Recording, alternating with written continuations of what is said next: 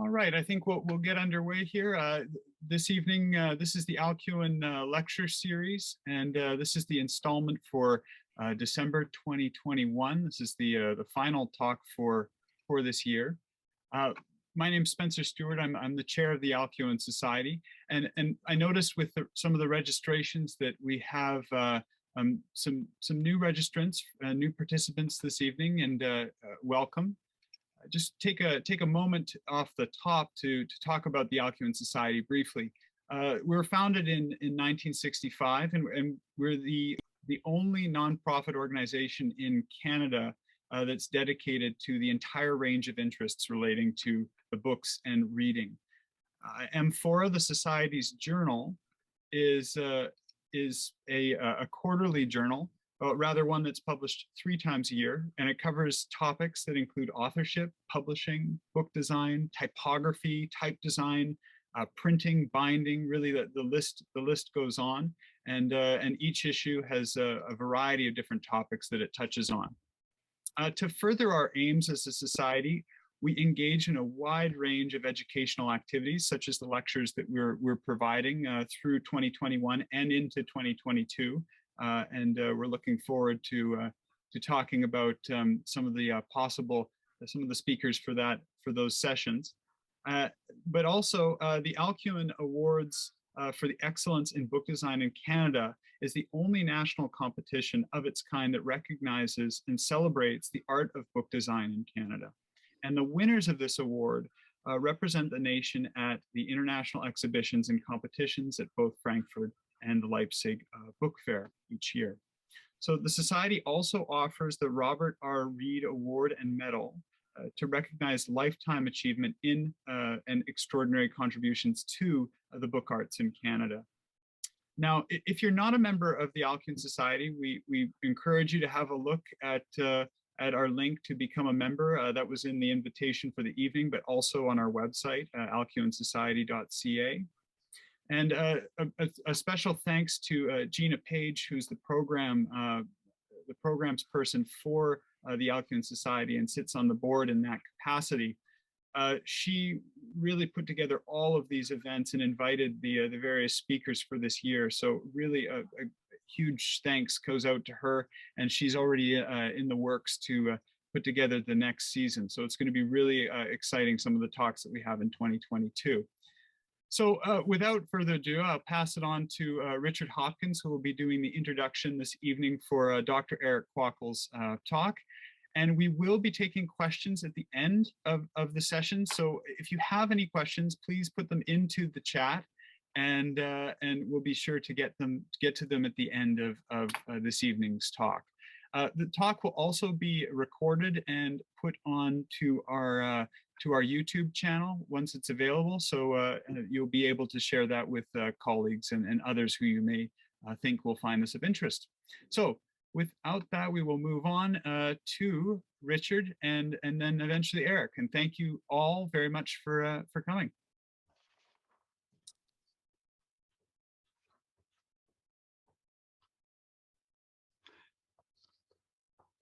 Good evening. It is my particular pleasure to introduce tonight's speaker, Dr. Erik Kwakkel.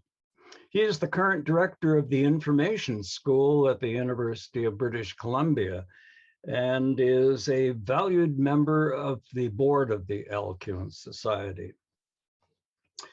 I worked at that school, UBC, for some 22 years in the library school. And in that time, I saw library studies gravitate from a focus on books and learning to management and computers. In my day, for example, we had 2 solid book people on the faculty, Dr. Ronald Hagler, who taught history of the book, and Professor Roy Stokes, a world authority on bibliographic studies, who taught 4 courses. Gradually, however, the study of books and related matters seemed to disappear from the curriculum. As a book person, I was very distressed at this new direction, not only in our school, but in many other library schools in Canada and the US as well. I thought to myself, Well, I'm certainly retiring at the right time. This is no place for an old book person. So imagine my sheer delight when I heard somewhat later of the appointment of Dr. Erik Kwakkel to the faculty of the school, a solid bona fide book person that conclusively demonstrated to me that not all was lost after all. Dr. Kwakkel, imagine further how absolutely ecstatic I was to hear even somewhat later that Dr. Kwakkel had been chosen to be the new director of the school, a resounding victory for books and reading. If you are interested in learning more about the accomplishments of Erik Kwakkel and his teaching and scholarship, his complete CV is listed online, all 38 pages of it. I am sure that you will be thankful that I did not attempt to summarize those 38 pages of Dr. Kwakkel's many, many achievements for this introduction. So without further ado, I'll turn it over to Erik.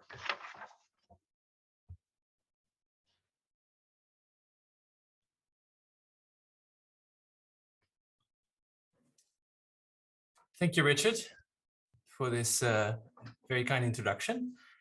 And welcome everybody to this very international meeting. There's loads of you around. Thanks all for joining. I'm going to share my screen with you so you can see the opening slide, and I'm going to talk for a little bit about fun stuff.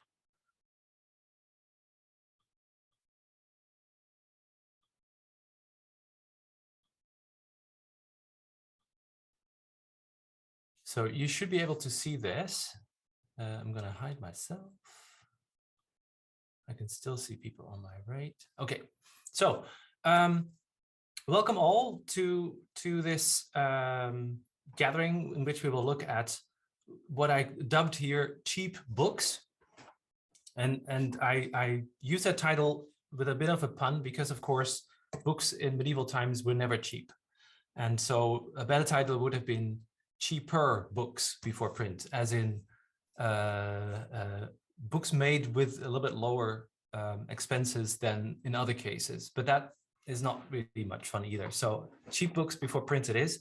I'm going to talk about medieval manuscripts, and I'd like to introduce some factors that makers of these objects had to reduce somewhat the cost of the production.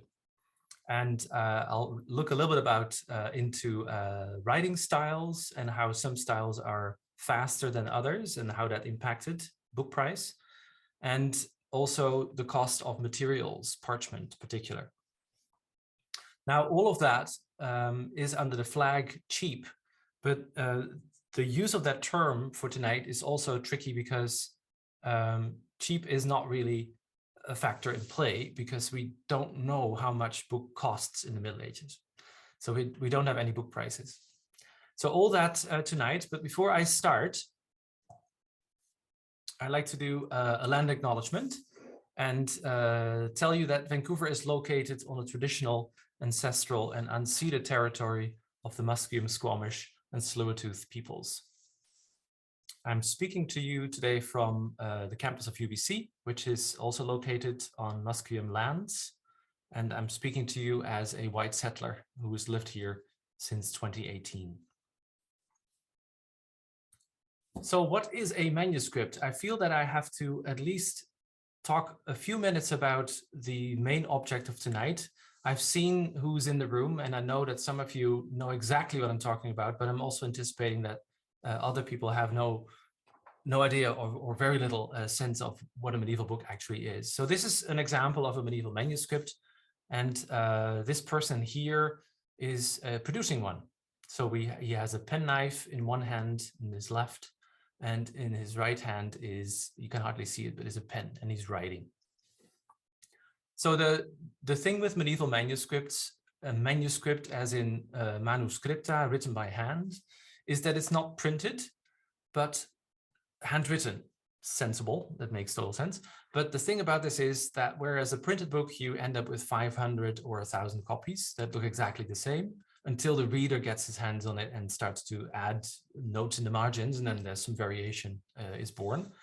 The medieval manuscript is a unique object. There is one made by one or more people for, in the first instance, one reader. So we have a reader who has certain demands, wishes, preferences, born out of practices from the past, other books he has. Maybe he's a member of a certain religious community, and therefore he likes to have certain features.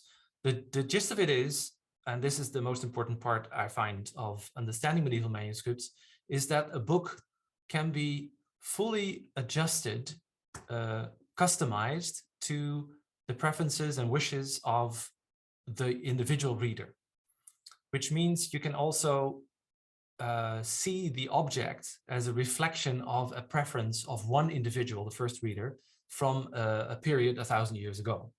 And that makes it super exciting to actually look at medieval manuscripts. But not only are they lovely, stinky books, and I love the smell of medieval manuscripts. And I know of one person who, I'll allude to her later, but she spent a lot of hours looking at parchment, and no doubt shares my sense of the smell of manuscripts. Parchment has a very distinct musky smell. So that is even though they're odd objects made from animal skins, they are very, very fascinating to look at. This is how it was made. This medieval book you see here, an 11th century Bible, was produced by an expert in the middle. And he uses, in this case, it's a he, using parchment and some material, some tools, quill, and produces this lovely manuscript. There's, of course, a whole bunch of activities are covered here by these very simple stages of book production. And it took about a year to produce a manuscript of this kind in high quality writing, maybe with some illumination. But that's essentially how it works. So here you have the skin. We'll return to the skin later. And there we have two examples of manuscripts that look very different. And I'm showing you this because in both cases, it's a book that was read by one individual, was probably ordered by one individual, or here an individual on this side, on the left, on the right, probably a religious community. They look very different, and that is because it was meant to be so. So the medieval reader in both of these cases had specific demands. The one on the left, even though they're modern hands of the curator of the Beinecke Library, you know that this book was made for portability because it's made, it's put in a wrapper that you could close and wrap around the book, and this goes into your belt, and then you have a girdle book, as it's called, very small. Here you have the largest medieval manuscript in existence, the Codex Gigas in Stockholm. That is not something you can dangle on your belt. In fact, I think it's even taller than your legs, so that this would not be very handy to transport. This one, on the other hand, would not be very handy for this purpose because this was made for lectern reading in probably the refectory, reading out loud. And that this particular little script is not so handy, this handwriting, to read out loud from in a dark room. So both of these are products of specific situations in which these books were used, but also reflect to some extent other considerations. For example, a reader who wanted to not spend too much money, perhaps here, and here's a reader who was willing to spend a lot of money because the size of these sheets is so unusual. The height is about 85 centimeters by heart, that these large sheets were about the most expensive kind of parchment you could buy in this period. So doing that, giving an order to make this book of this size shows you that cost was not a problem. But for other readers, cost was a problem, and I'll talk about those particular readers later. Here's another example of variability of different ways in which you can produce the same thing, the manuscript, but then in this case with a different layout. And tonight I'm going to talk about a particular factor of influence on the design of a book that is not related to, say, use or portability, or as in this case, the difference between a school text and a text at a court, made for Charlemagne's court. But the difference here is that I'm going to talk about the equivalent of what you see here. So these are the first 10 penguin pockets produced in the 1930s. And I love this design. The colors are beautiful. You know, this is like you want to eat it. It's so pretty, or hang it on the wall. But of course, you should just read it because it's just a book as well. But here are 10 cheap books, and if you pick one of these up now, you know that it's cheapish because the glue in most cases will have disintegrated, and it's almost impossible to read it without holding single pages in your hand. Single leaves. And this the same thing here. This is a book that was made for with reduced cost to maybe not appeal to an audience that had very little money, but at least there was no need to make a very expensive copy when you look at this particular one here. So I'm going to talk about how to lower your production cost of a medieval manuscript, cheaper books. And I'm going to do that in light of sort of the context in which this happened, commercial book production. So before I do, let's look at the opposite. So how can you make a book more expensive? And I just want to start with that because it's a nice contrast. So if you in the Middle Ages thought, I'd like to have an expensive book, that's actually something you could think. I mean, nowadays, you might think that when you buy a present for somebody else, and you want to make sure that the other person thinks that you invested a lot of money, so you buy a fancy coffee table book that shines. But usually that's not really a consideration for us. And it's not easy to if there's various, to find a particular text in various presentations, cheap and expensive. We have, of course, hardback versus softback. But this goes far beyond that, what I'm going to talk about for a moment. Here is one example of how you can make a medieval manuscript more expensive by including decoration. And I'm showing you not just decoration, but I'm showing you various examples of model books, which is you, as a reader, would go to the producer of the manuscript, and I'll talk more about these folks in a moment. And you would explain that you'd really like to have a book of this kind with this text. And then you would go through various details. We have contracts that survive that show that there are discussions about what type of handwriting, and also should there be any illumination decoration included. And here are options for how to do that pragmatically. These are pages for model books that you would flip through and then presumably point out, this is the kind of capitals I'd like in my book, as you see here in red and blue. Or this is an earlier example from the 12th century, late 12th century. Here are some of the decorated initials, which would then presumably be filled in with paint, I think. And this is a very famous example as well. Lovely, because, you know, this would be a wonderful tattoo. If you're looking for a tattoo, then get these guys. They look really, really pretty. And who wouldn't want his or her name or their name on their arm in with these wonderful figures, you know, this holding a little piece of branch, letter A, B, C, D. So this is another way of a client saying, okay, I'd like to have these for my books.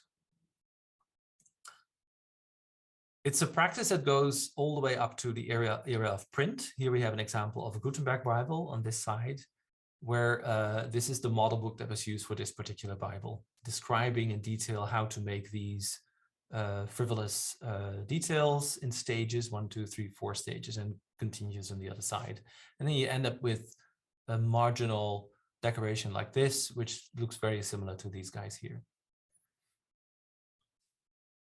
The other way to do it is to increase cost, if you were interested, because you needed, for example, a flashy book, you needed a book that distinguished itself from cheaper manuscripts, is to increase the quality of handwriting. So scribes had various registers, if you want, or gradations of quality as they wrote their text. And I'll give you a nice example at the very end of this lecture. So here is not the highest kind of handwriting, but it gets there. It's very well taken care of, written not with haste, but with care, and probably a little bit slower. And yes, the different letter forms differ from each other. These two P's are a little bit different, but not as much as is the case with texts that are written with way more speed. So increasing the script, the quality of the handwriting, here's another example of very high quality handwriting, you can actually do by doing something with your pen. So you can take more care in how you apply individual strokes. So if you look at this letter S here, it's actually made with 2 strokes. Here is 1 and here is 2. Or perhaps this one was first and then the other one down. That's probably what happened, 1, 2. But you can see in other letters as well that there's a lot of care being put into making sure that all these letters are placed exactly on baseline. So that takes a lot of care. If you go too fast, you will flick through, as is happening, for example, with these little pointy things of the letter S and F, but that was still a tradition at this particular time, extended below baseline. So, and here's another one. This particular, all these letter shapes are exactly at the same height, but they were made individually. Even though you would think that this is one stroke, it's not. So here are examples of letters produced by a scribe who sat down thinking this needs to be very good quality handwriting. I'm going to take it slowly, and individual strokes are made with care. So the same aspects that I talked about, material design and here handwriting, I'm going to talk about now. But first, a little bit about commercial context. I'm going to be quicker because I want to make sure that I have a lot of time to talk about cheap manuscripts. So the system where you can go to a person who writes a book for you is present in the monastic era, which is, say, handwriting and books were produced up to 1200 in the monasteries generally. But after 1200, it slowly became an urban trade, and you see that here expressed. So here's the monk and the lay person, the non-ordained person, the non-monk, so to speak, is part of a larger sort of smorgasbord of mechanical arts. Handwriting is one of them, producing books. So that is how in the 13th century, 14th century, you would get your hands on a book as a reader. You would go to, in this case, a couple, Richard and Jean de Montbaston, and you would order a book, and the guy would write the text, and then his spouse would do the illumination, and usually also the finances, it turns out from records. So that is the system in which that variability of I'd like to have something more expensive, and in a moment I'd like to have something cheaper, is best observed. I think it was probably something that you see outside commercial book production as well. For example, in the monasteries and also in private ownership of books and even private production of books. But I'd like to single out the commercial setting because it's all a little bit clearer there, I think. So here's another example of a person involved in this. Here is Jean de Senlis, who wrote his name here, Jean de Senlis, and he gets paid for so much. Was it 11? No, 6 pence for the writing of a quire, so 1 quire of text. So those are instances where you see these professionals deal with requests from clients.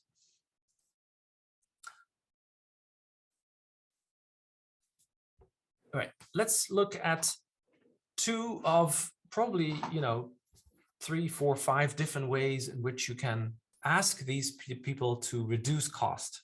And I'm going to look at these because they're the most easy to visualize for you here. And I'm some of you may have heard me talk about these things in the past, and I'm just going to ignore that I talked about this before. But to others, this may be new, and it's always a good idea to show with clear examples and images from real manuscripts, when you're trying to make a point about these a little bit hidden parts of medieval written culture.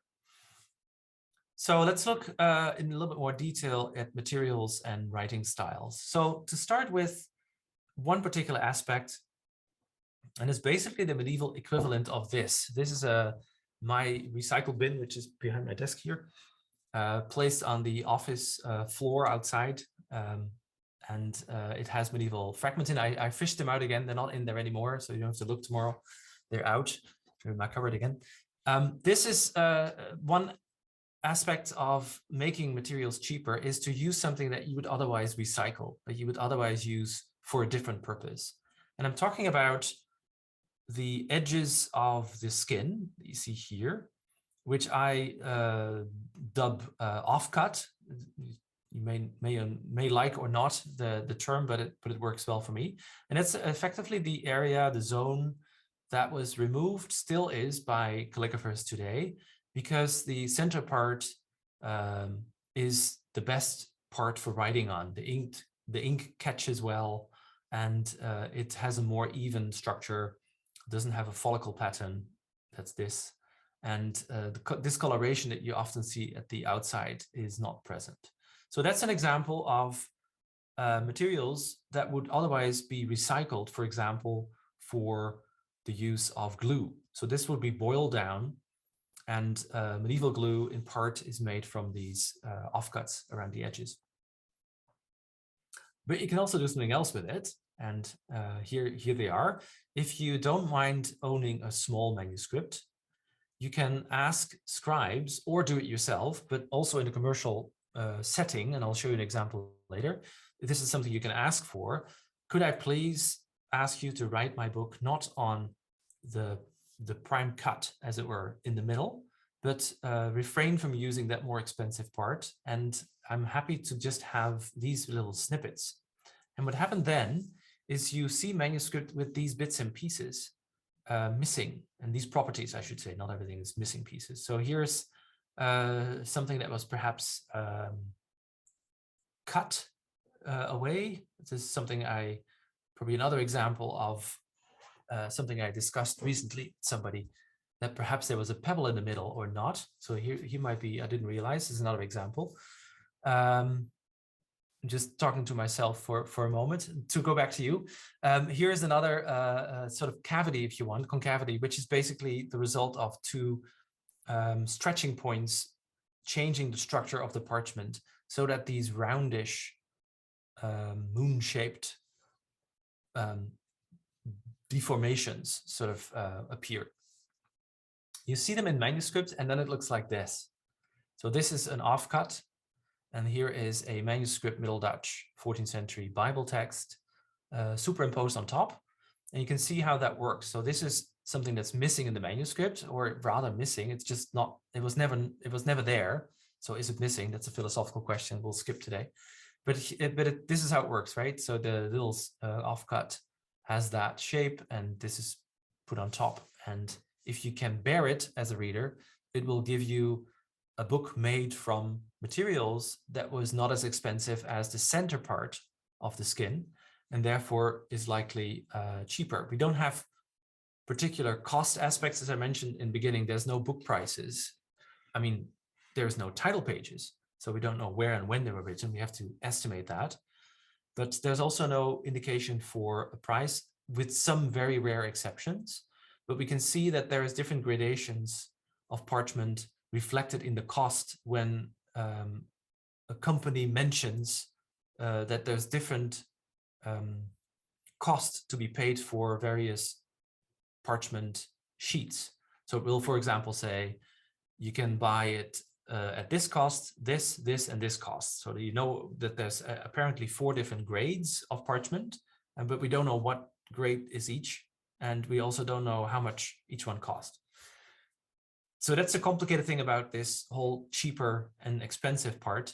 We know in relative terms it was likely cheaper, but we don't know in specific terms how much, by how much, and therefore we can't really say which reader was able to purchase what kind of book in medieval period. Also because we don't exactly know how much a reader would have made in wages. So that's why the vagueness of cheaper, as opposed to being more specific. Going back to these little offcut manuscripts, here's another one. This is basically just a folded bunch of leaves all stacked together. And you can see that this is probably made for personal use. And we know from the particulars about the history of this particular manuscript that it was indeed one reader who added leaves to this in various stages of the life of this particular book. So it's like a growing manuscript. But they also existed in books that were perhaps used for institutional use, like this one. This is likely a book made for a monastery, perhaps by a number of individuals in a certain monastery. And you recognize here certain gaps. There's the one from before. And here's an example in Middle Dutch, so you can't read it. Most of you can't. Some of you will. I saw it in the names of people here. But this is a book filled with mystical and religious texts, a devotional miscellany made of 12 parts. And you can see how tiny it is. So this is 13 centimeters in height, which is basically the size of this cup. And if you're not looking at me, it's basically the size of the iPhones as they lived, say, 5 years ago before they became really big. So it's a small thing you can put in your pocket, and it's made out of little snippets of parchment, offcuts. And here you can recognize why I can make that claim because of the concavity. And I just wanted to point out the work by Dr. Stephanie Lahaye, who wrote her dissertation, which was successfully defended in September, on Middle English texts in manuscripts made from offcuts. So if you Google her name, you'll come across some of her work. And she's also very active on Twitter if you're interested in what she does. So it is an interesting way of looking at manuscripts, I think, to recognize that certain things that you wouldn't really expect on the page, like something missing here. It's not text is missing, text goes on. It's just that the page is incomplete. That actually can tell you something about the mindset of a reader, where a reader doesn't tell us, I can only afford a book if it's not so much money. But that's exactly what this little thing here expresses. And that's why, to allude to what I started to talk about in the beginning, about medieval manuscripts, this is what I like about medieval books. It's a one-on-one relationship. What you see designed nowadays in the library of a book that's 1,000 years old, and the original readers' motivations of having that book produced, or in some cases producing that book themselves. That is something that you don't get with a printed book unless it's sort of made unique by added glosses, etc. All right, a little bit about the other aspect that I'd like to talk about. How can you reduce cost by writing differently? And again, I need to put a disclaimer in. I'm assuming that this is the case, and based on my expertise with handwriting, I can see the examples I'm going to show you that it's faster. And here, it's not so much properties of the material that's at play, but it's speed of production. And this is why I chose the commercial context, because in the commercial context, increasing speed and reducing the production time will deliver you a book that's made at lower cost. So it will be charged less money. That's why writing style, paleography, study of medieval handwriting, script, is an important factor in this discussion of trying to get in a medieval person's head and trying to deduce motivation behind the design of a certain book, in this case, reducing cost, making a manuscript a little bit cheaper. So just to start with this is an advertisement sheet that was hanging outside the shop of people like Johann de Senlis that I mentioned, the Parisian scribe. This is from a person in Münster, Herman Strepel. It's a leaf that is now in the Royal Library of The Hague. And it shows you the relationship between clients and professionals who wrote books. So this is what you see outside the back of this sheet. And this is only part of the sheet. It was much larger. The back of it is empty. And the front has writing samples with the names of the script here at the top in gold. This was not a cheap way of making an advertisement. This is probably an expensive advertisement in this period. And it will tell you what this particular professional can do. So when you walk past as a client, you might be attracted by the handwriting or by the decoration or by the gold. You see something glittering in your left-hand side when you walk on the street, and you're like, okay, I'd really like to have Hermanus, there he is, Herman Stapel, make this book for me that I always wanted to have. So you go in and you talk to him and you say, I'd like you to use this particular script, please. And I'd like it to look like this. So this shows you scribes in a commercial setting are able to do different styles of handwriting. And in this case, I would say all of them look medium to high quality. So this is a high quality cursive script, and this is a high quality book script. This one is a little bit less high quality. It's sort of medium. It even has the spacing, as you can tell, is uneven, which is interesting because the spacing here is very even. I'm even wondering if he's not just varying the style of handwriting here to show you what somewhat cheaper handwriting looks like, lower cost handwriting, faster handwriting, but also that sometimes there might be an unevenness throughout as a result of the higher speed. It's a hypothesis that is worthwhile exploring for this particular sheet, but also for other ones. Here's another example, also a small fragment of a very large, much larger sheet that was made for advertising purposes. Beautiful script, very well taken care of. And here is far less beautiful script, also in much smaller handwriting. So it's not just showing you the differences in the kinds of handwriting, the types, the families, if you want, but also the gradation in high quality, low quality, and even as in here, tall versus small letters. And there's a beautiful example in Oxford from the 1340s that actually also does this variation in various ways. So the conversation with the professional is not just, I like that script, but you also have to say in higher, lower quality, larger, smaller script, and perhaps even in other variations that we can't pick up from just looking at these particular samples. So this is high quality. We discussed this particular case, but there's also this. So this is much lower quality script. I'm being subjective here. I'm saying lower quality because I perceive it as lower quality, but you can also be objective about it and say the different versions of the individual letter O or N or C or E they vary very small. Like how do you say it in English? They don't vary very considerably. So this E is almost the same as this E. Whereas if you go to this specimen here, this E is very different from that E, is very different from this E. So you can make an almost objective or pseudo-objective claim by saying that the quality is lower because there was no attempt made to make the shape of letters appear the same. And that is something that is very peculiar for documentary script used for charters, as you see here. So this is a charter from Brussels, 14th century. And here's the whole thing. So there's sort of a seal hanging from here.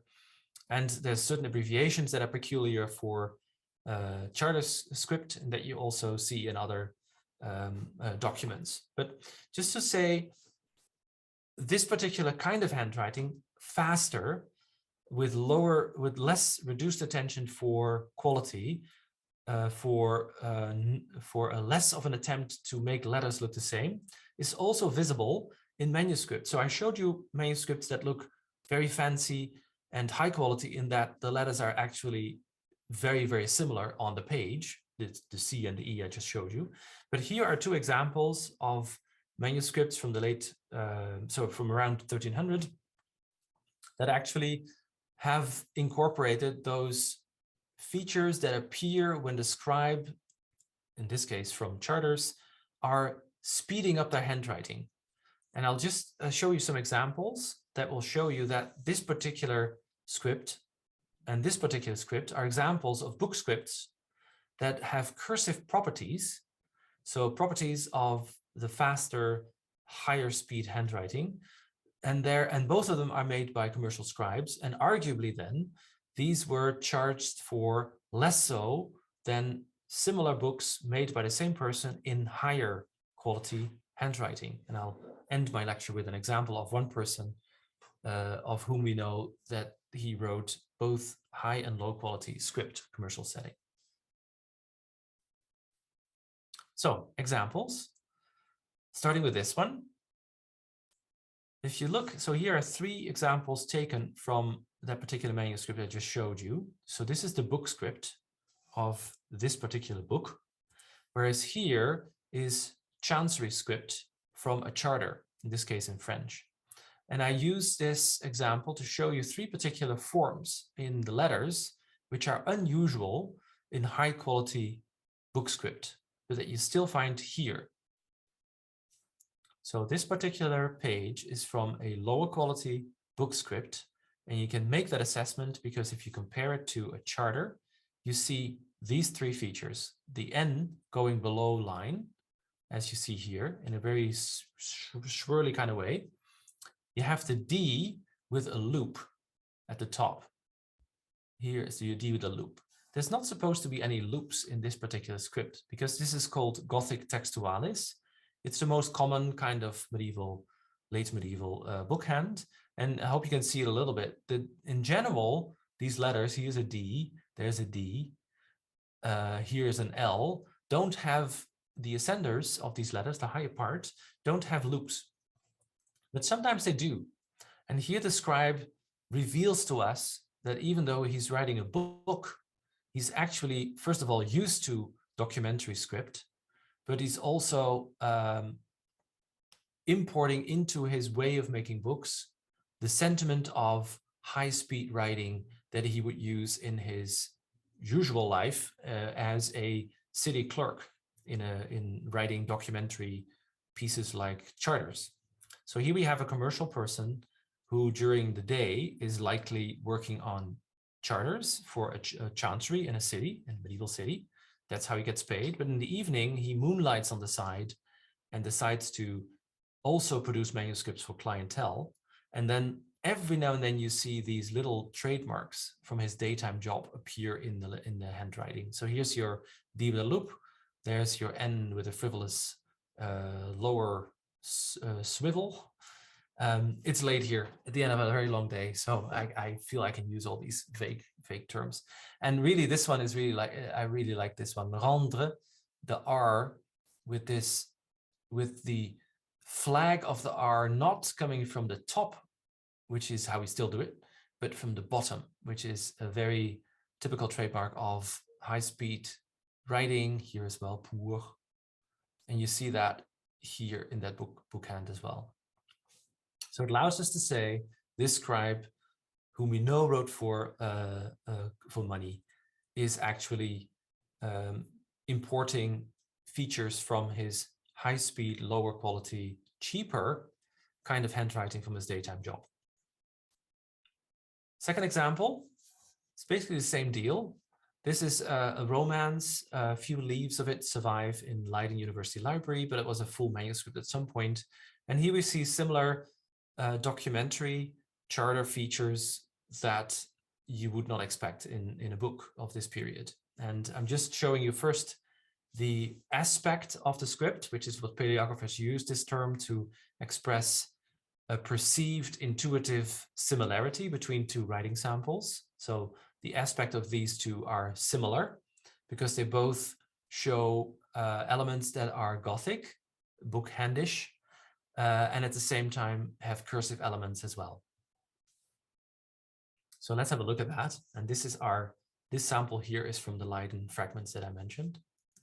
So just to take you through a few of these cursive elements, we have an A, the letter A, which is extended far beyond, above baseline and above the top of other letters. So this is too high, this A.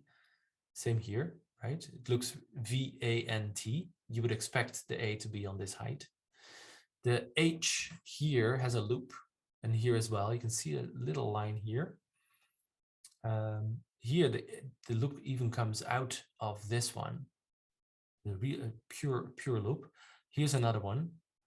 We also have, here's another A, very high, blue, another A, tall A. And then we have, lastly, the S, the long S, supposed to be online in BookScript, but it goes beyond line, so beyond baseline. So we have typical chancery charter trademarks, fast, script visible here in a book hand, in a book that was made with an attempt, I would argue, to keep the cost down, to offer the chance that the reader pay less money because the lower quality handwriting was used. And often, and I can't go into this because I need to almost stop talking, unfortunately. I'd love to keep you here for another 2 hours. But often you see these two features that I mentioned now, one to do with cheaper parchment, the other with lower grade of writing, presumably cheaper. Often these coincide with other cheaper making, so to speak, features like no decoration, no use of red for chapter titles, and perhaps other features as well. For example, rather than having a clear text frame that is rectangular, the tall side on your right hand side would not end precisely at the end of the frame, as it were, the text frame, but goes over, so that the scribe is not trying to break words off and have the other half of the word go to the next line, and thereby making a nice clean line at the end of your frame. But he's actually will just completely go on, as you can actually see here. This is actually a good example, right? You would think that this would be all one line, but here you see that it goes all over the place. So that's another way of allowing the scribe to not precisely calculate right about here, how much do I still have to write on this particular line? And this is a rhyme text, so he can calculate how much he still has. And what would I need to do in spacing between the letters and the words to make it appear exactly at the end of all the other lines? So that calculation is not done here, and that reduces the cost as well. And so it's very hard to calculate how much that actually accounts for, but it's another example of a scribe having a button in which he can choose to go full Monty and say, I'm going to be very precise and timely, like time consuming and expensive, or I'm going to take it very easy on myself and I'm going to just write this line and it will look a little bit uneven and sloppy, but it's cheaper because it's faster. All right, I'm going to end with one example, one of my favorite examples, and it's very brief, but basically just 2 slides to show you how this works in practice. Here is a commercial scribe from the city of Brussels who wrote a text around the middle of the 14th century.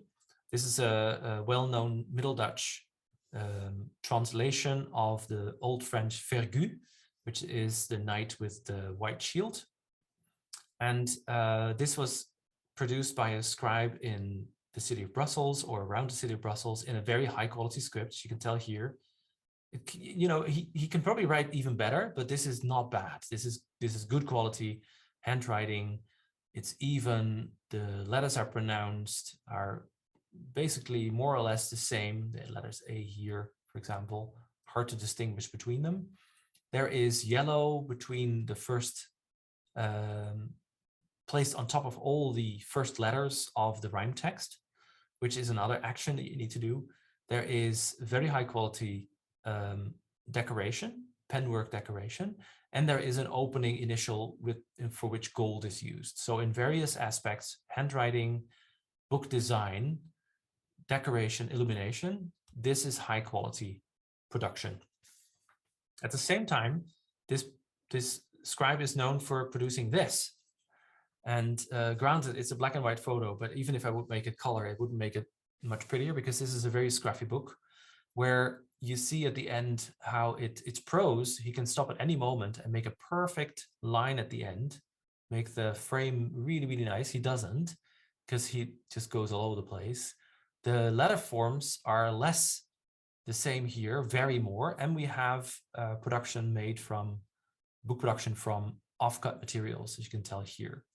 So same scribe, very different products. And this shows you, and this is how I'd like to end this, that this story of cheaper manuscripts and more expensive manuscript it's the same story. We like to think books in the Middle Ages were made expensive and they're shiny and they're beautiful and they have illumination. That's what you see in exhibitions, because that's what exhibition makers know that you will travel for and go see the exhibition. But it's actually an exceptional thing. Very few, relatively speaking, manuscripts were that pretty, and most of them were actually common or cheaper. So this is the lower end, this is the higher end, and this person could probably also do a lot of things in the middle between these far poles. All that is part of commercial book production. So part of going to a scribe, asking for a book, is to indicate how much you want to spend on this book. How much do you want to spend on the writing, on the illumination, and on the materials? And this was basically a calculation made by the person who made sure that the book was made, which is a person called a stationer, an in-between person. And we have contracts in which this is outlined, so much for parchment, so much for handwriting. And so it's really a shopping experience in 14th century Brussels here, or I showed you examples from 13th century Paris, where the reader will go to the expert and see how far his money goes when he tries to buy a book. And if there is more book left to write at the end of his money, then he'll try to find a way to get the complete text. And that often means asking for ways to produce the manuscript with the same text a little bit cheaper. Thank you.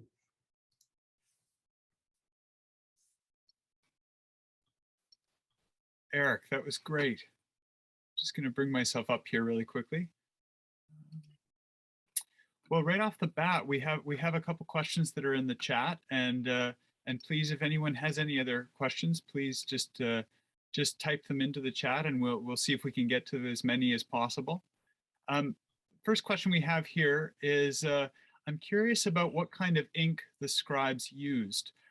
Were there differences in the quality of ink used for various books? Was the quality of the ink another material aspect of the book? Did it also contribute to how much a client paid for the book? Yeah, it's an excellent question. I don't know the answer, unfortunately, but judging from the variability in, say, the quality of what the letters look like, not shape-wise, but color-wise, I think that scribes may have had a way to vary the production of the ink. But I don't know enough about ink production to know, oh, yes, they needed to add more goals or less water. It sounds very simple and could well be true or not.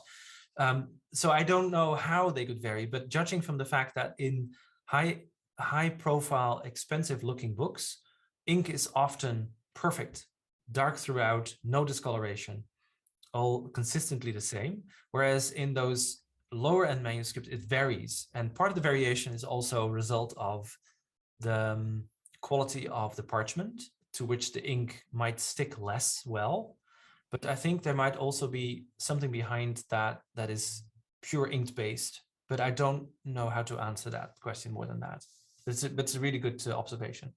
I know with some of the other work that you've done in terms of remainders and using spares for binding, that there was, was it a process of X-ray to look at the minerals? Yeah, you can actually do that research. Yeah, so I've done that in the past where we had a spectrometer reader, an MA XRF reader, deduce what elements are present in the ink. And I presume that if you do quantitative work on manuscripts with illumination, so that you can argue the handwriting is of very high quality, illumination of handwriting is very high quality, the ink must be the best ink as well, if it varies. Right. And if you measure that perfect ink, the elements that are inside, and then compare it to lower quality ink, the same kind of comparative research, you might be able to actually put a scientific number on this, which would be, I know some people who might be interested in that particular thing, but I've never tried it. We have a couple of other questions coming in here. One here, what is the function of the initial letter of each line separated in a left-handed column? Was this just a style, or did it have a use as a reading guide, or to help the scribe, perhaps?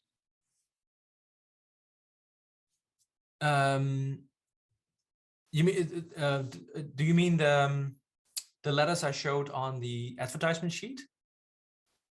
The guide? I think so, right? Yeah, yeah. Use did it have use as a reading guide? Yeah, I'm going to understand the question like that. So I think those example books were meant for readers to get excited about spending money. And at the same time, it would also prompt scribes to write in a certain way. So as the writing sheet from that's currently held in The Hague shows, this scribe, and I've show you one part of it, there were 4 different types of handwriting. The other parts show another 4. So this scribe can do 8 different styles, and he can do it at a queue. So somebody says, give me X, name of scribe, name of writing style, and then that book rolls out in that writing style. That's something that we cannot do today. We might be able to do 2 different things, but not 8.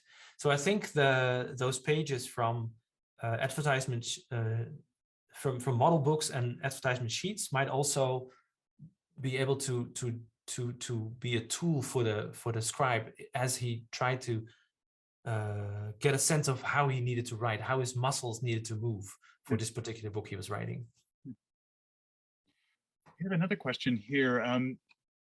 I find it hard to get my head around the total absence of information about the costs of books in the Middle Ages. And yet you say there are invoices of sorts which detail the costs of various parts of production. Yeah, very good question. So what we have is, on the one hand, in documentary evidence, the cost of books. So it says, for example, this person ordered and bought a copy of the Bible for this much money, but we don't know what copy that is. It might still exist somewhere in a library, but we don't know how to connect the book in the library to the cost mentioned in the documentary evidence. So it doesn't allow us to make that connection and to say something about the cost of design, the cost of materials. On the other hand, we have receipts that say so much was received by me, the scribe, for copying this book. We also don't have the corresponding book for that. All we have is the example I showed you of Johann de Senlis, where a quire of text has a price tag on it written in the lower margin. Remember that I showed you? Now you can say, okay, so that 6 pence is apparently what got me in this time period, in this part of Europe, this quire of text. But it's also very hard then to go beyond that. It almost stops. And the last thing that we have, and that's where it gets really interesting and where you can say a little bit more, and that's more pertaining to the question that we had here just now, is that some books say at the beginning, this book was purchased by me, such and such person, and I paid so much for the handwriting, so much for the illumination, and so much for the parchment. And we have a small number of these, but we have one particular nice corpus kept in Cambridge, where you have, I believe, 4 or 5 different manuscripts that specify each one of them from the same owner how much he paid for the various elements. Now, that is a beautiful case for deducing how much a book cost in the Middle Ages and what it got you in the various variabilities in the production stages. But they're very rare, those particular telling cases. And I was thinking about this too, when you had this conversation of someone that may write charters during the day and moonlight with the production of books. Do you find that distinction something that was always kind of porous, or were there moments in which maybe there was more of that kind of moonlighting going on, like from a shift of specialization into doing various types of script? Well, we see, starting in the 14th century, going into the 15th century, that there's such a demand for books that I think anybody who can write and has spare time and is in need of money will start, doing that, for reaching out to folks and saying, if you need a book, I can do it for you. In fact, we have just that. We have books that say, if you want a book like this as well, come see me. I am such and such. I'm across the street from Paris, from the Paris cathedral, the Notre Dame. So I think this is just economical principles. It's demand and supply. There is great demand and supply will follow. People will just start to write these things. And maybe that's why in the early period, it was just monks doing this, because they basically wrote for themselves and maybe for the occasional patron, for a person who donated money to the monastery and may, as a favor, have asked for a certain book. That might have happened. But there was not the great demand from city folks who had less money at the time in the early Middle Ages, and fewer of them could read. Whereas with the urbanization, especially in the 14th century, the demand for books, I think, increases dramatically. And so the book world starts to adjust and starts to try to accommodate those requests. And that's when you get notaries who start to copy books.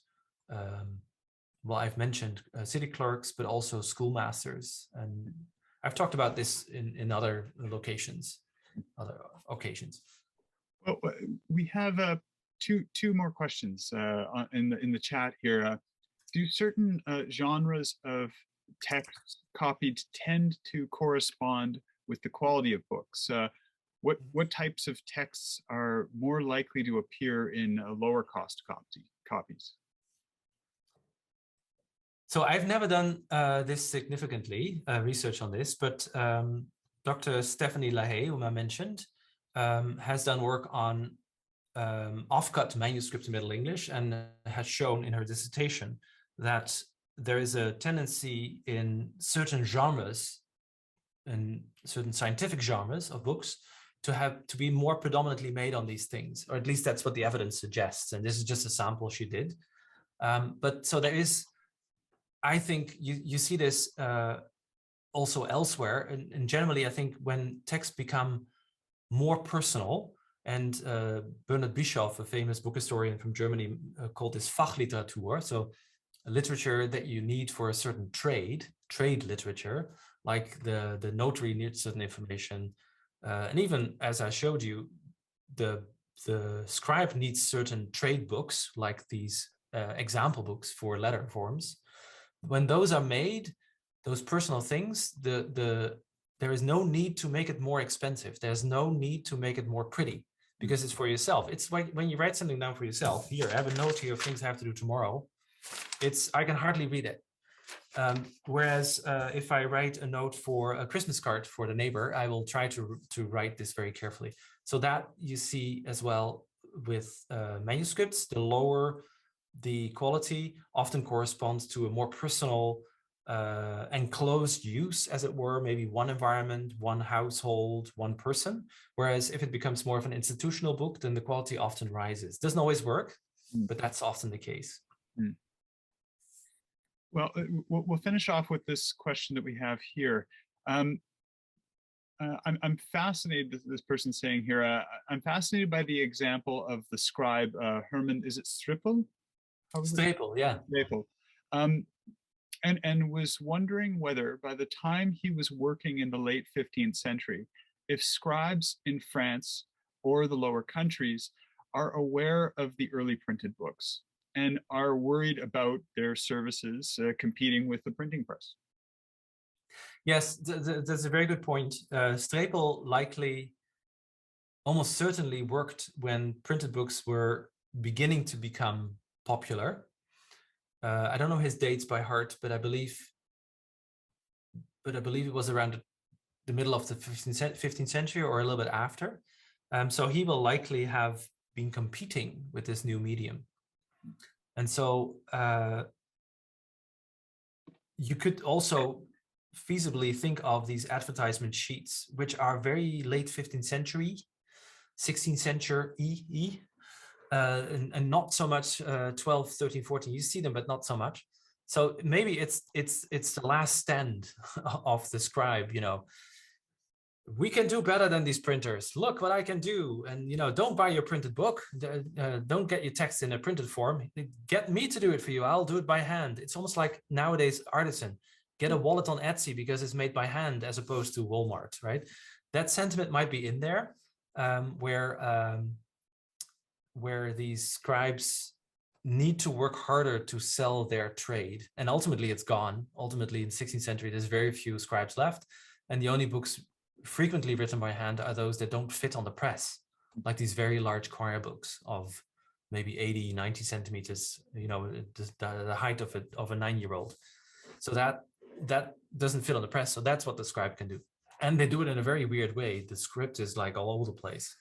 I was wondering, was there sort of a reaction that took place in which there was a move away from a standardization towards some kind of fetishizing of the indexical, of a sort of highly cursive writing from people that provided a service earlier that was more ordered? Yeah, I'm not sure. If you want, you can write cursive. So the examples I showed you of cursive script are all chancery, and so they're fast and vivid shorthand. But there's also a book cursive, and I skipped that because it makes it too complex for a short lecture like this.